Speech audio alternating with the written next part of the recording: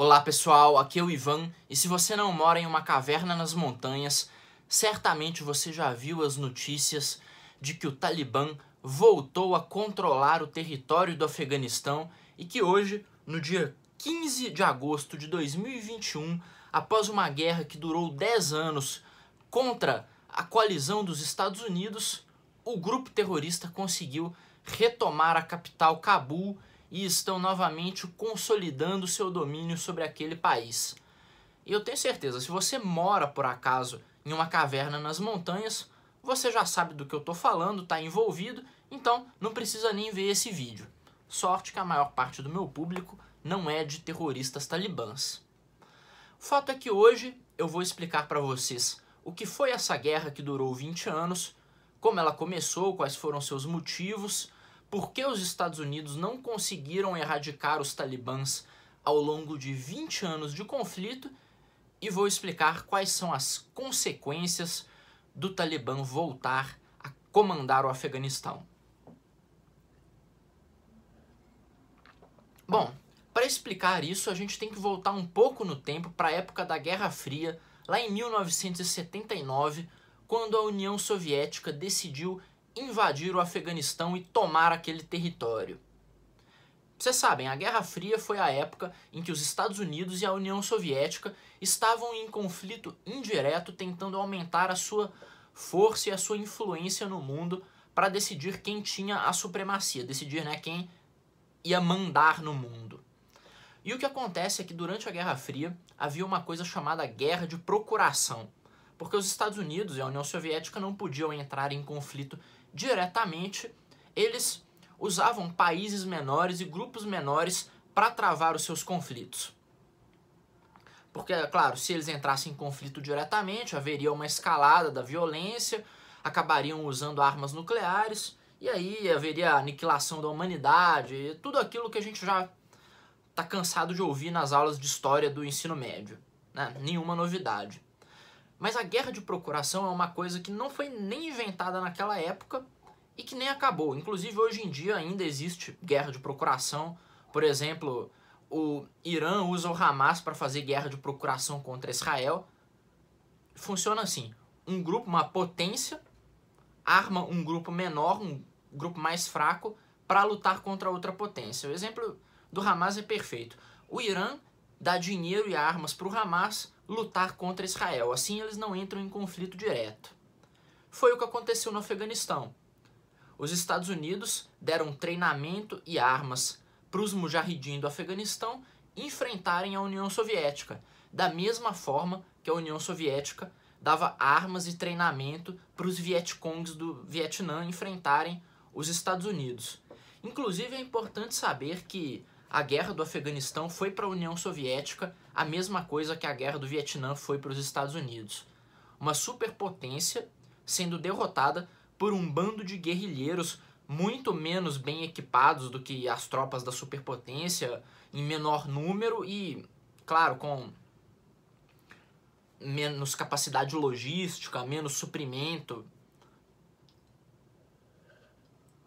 São dois casos de luta de Davi contra Golias em que o Davi venceu. No caso, os Vietcongs contra os americanos e os Mujahidin contra os soviéticos no Afeganistão.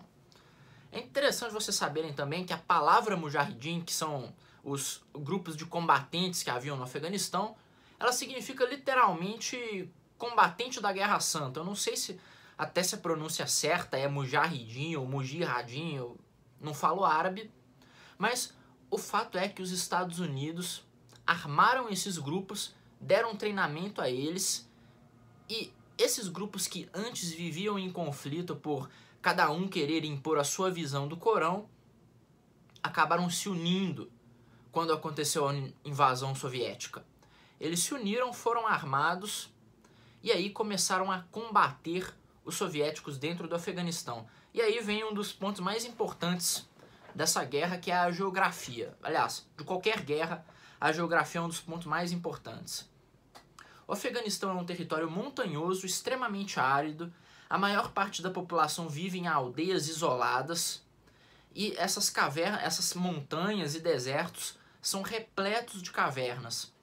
onde os guerrilheiros podem se esconder, esconder suas armas e também transitar quase que livremente fora dos olhos inimigos. O que aconteceu no Afeganistão foi que, enquanto os soviéticos tentavam travar uma guerra convencional contra os mujahidins, eles se escondiam em cavernas, se misturavam à população local e assim conseguiam ficar ocultos em plena vista, de modo que os soviéticos não podiam fazer nada, não tinham como combater esses mujahidins, eles não tinham como travar uma guerra convencional e acabaram perdendo. E é importante saber que eles se misturavam à população, não porque a população gosta muito do mujahidin, gosta muito dos terroristas, mas sim porque eles operam praticamente da mesma forma que o tráfico opera no morro aqui no Brasil. A população é obrigada a ocultá-los e a ajudá-los, porque senão existe retaliação, existe homicídio, existe tortura. Era assim que eles operavam lá, é claro que com requintes de crueldade e violência bem superiores ao que a gente está acostumado a ver aqui na nossa terra tupiniquim. O que acontece é que depois de 10 anos, começou em 79 e foi até 89 a guerra, a União Soviética teve que se retirar do Afeganistão e aí deu-se início a um período breve de instabilidade que terminou em 96 com a tomada do país pelo grupo Talibã. Os talibãs eram um grupo muito forte dentre os mujahidins e o nome Talibã significa literalmente scholar ou estudante. E eles se veem como grandes estudantes e conhecedores do Corão. Eles são fundamentalistas islâmicos. Inclusive, quando eles tomaram o poder agora novamente, uma das coisas que fizeram foi proibir mulheres de trabalhar fora de casa. Eles levam muito ao pé da letra o que está escrito no Corão. E quando eles tomaram o poder em 96, uma das coisas que eles fizeram foi transformar o Afeganistão na Disneylândia do terrorismo. O que acontece é que eles precisavam de dinheiro. E aí eles decidiram aceitar propina de grupos terroristas como a Al-Qaeda para que esses grupos pudessem usar o país como uma base de operação segura. Uma base de operação onde eles não fossem ser perturbados pelas autoridades locais. O resultado disso foi que praticamente todo o grupo terrorista e fundamentalista do mundo acabou formando base no Afeganistão, acabou indo para lá. Virou a verdadeira Disneylândia do terrorismo. E em setembro de 2001, um desses grupos terroristas, a Al-Qaeda, decidiu atacar os Estados Unidos. E eles fizeram o maior atentado terrorista que já houve em solo americano. Derrubaram as Torres Gêmeas com 2 aviões, jogaram um avião no Pentágono e tentaram acertar a Casa Branca com outro avião. Causaram milhares de baixas, causaram um prejuízo econômico bilionário e principalmente desmoralizaram os Estados Unidos dentro do seu próprio território. A reação americana, é claro, foi enérgica e aí foi formada uma coalizão de países ocidentais liderados pelos Estados Unidos junto com a OTAN. A coalizão foi até o Afeganistão, derrubaram o governo talibã em poucas semanas, mas o que aconteceu, o que se seguiu depois, foi que os talibãs se refugiaram para suas montanhas e cavernas e durante 20 anos travaram uma guerra não convencional, uma guerra de guerrilha contra os americanos, usando a população local como escudo humano, se ocultando em meio à população local, fazendo ataques traiçoeiros, ataques surpresas, ataques a homem-bomba, de modo que foi impossível para os americanos, mesmo empregando tecnologia de ponta e gastando praticamente $1 trilhão com essa guerra, foi impossível para eles erradicar o Talibã. E agora, recentemente, no governo Trump, houve uma tentativa de negociação com os talibãs para que o governo afegão que havia sido eleito, que havia sido colocado lá aos moldes da democracia ocidental fosse respeitado, para que as tropas da OTAN não fossem atacadas pelos terroristas. houve um acordo, porém, a única parte do acordo que o Talibã respeitou foi deixar as tropas americanas intocadas, enquanto elas faziam sua retirada. Mas enquanto as tropas americanas permaneciam intocadas, as tropas afegãs, elas foram seguidamente atacadas pelo grupo terrorista, foram mortos os homens, foram tomadas as bases, e o que acontece é que à medida que os Estados Unidos se retiraram do Afeganistão, o Talibã voltou a dominar todos os territórios, mas com um agravante.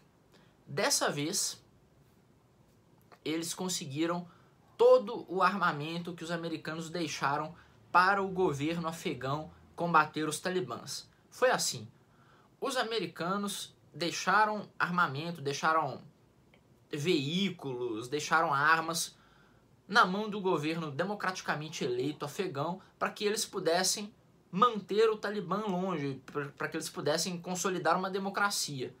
Porém, o que aconteceu é que eles não foram capazes de lutar contra o Talibã, e aí agora o Talibã está novamente controlando o país, só que com armamento e tecnologia de ponta vindo direto dos Estados Unidos. Foi exatamente o que aconteceu na época da invasão da União Soviética. Aquela montanha de armas e veículos soviéticos que foram deixados após a derrota no Afeganistão foi incorporada pelo Talibã. E agora os americanos se retiram do Afeganistão e deixam um monte de veículos e armas para os talibãs usarem como quiserem.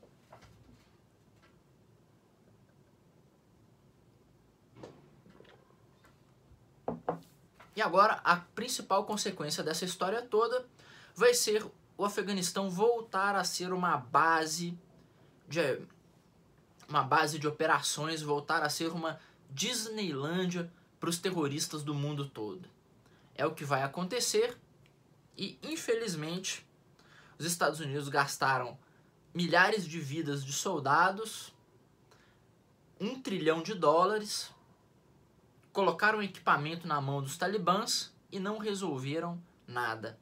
Talvez esse seja o maior fracasso da história militar dos Estados Unidos. Antes era o do Vietnã, mas eu acho que esse ultrapassa sem dúvida nenhuma. Olha, pessoal, espero que vocês tenham gostado desse tipo de vídeo, que tenha sido interessante. Um abraço para todo mundo.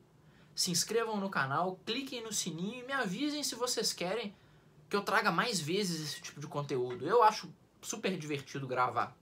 Um abraço para todo mundo e até a próxima.